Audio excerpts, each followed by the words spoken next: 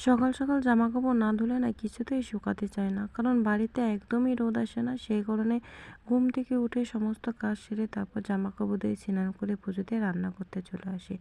নমস্কার সবাইকে, কেমন আছো? হাই, আমি রঞ্জু। আর মিনু দেখো কি এই করে। কুত্তায় খাবে, চল চল চল চল চল।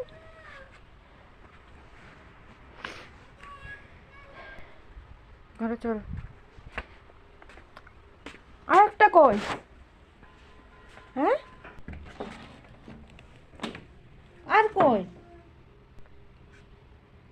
তারপর মিনুটাকে ঘরে রেখে এই যে চলে এলাম বিছনা গোছাতে।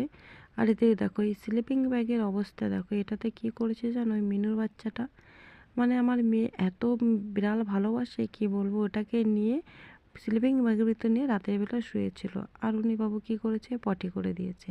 আর এত বিচ্ছিরি গন্ধ, কিন্তু রাতে আমার এত রাগ হয়েছিল, মানে কি বলবো, আর বলার মতো নেই।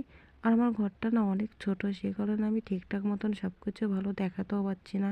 আর ভিডিও করতে সত্যিই ভীষণ প্রবলেম হয়। আর সবথেকে বড় যেটা প্রবলেম সেটা হচ্ছে আমার ভয়েস ওভার দিতে আরও বেশি প্রবলেম হয়। মানে একটা ভয়েস ওভার দিতে গিয়ে আমার কতবার যে করতে হয়, তারপরে আমার মাইক নেই, সেটা আরও বড় প্রবলেম।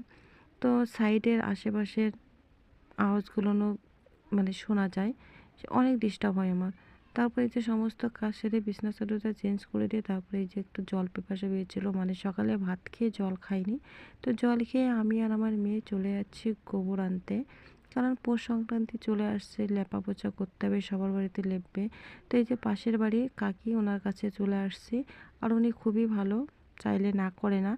আর কেউ না এখন দিতে চায় না গোবর, কারণ সবাই না মানে গুটে দেয়, সে কারণে দিতে চায় না। তো এই যে, তো এই পর্যন্ত ভিডিওটা কেমন লাগলো অবশ্যই বলবো। সবাই অনেক ভালো থেকো, টাটা।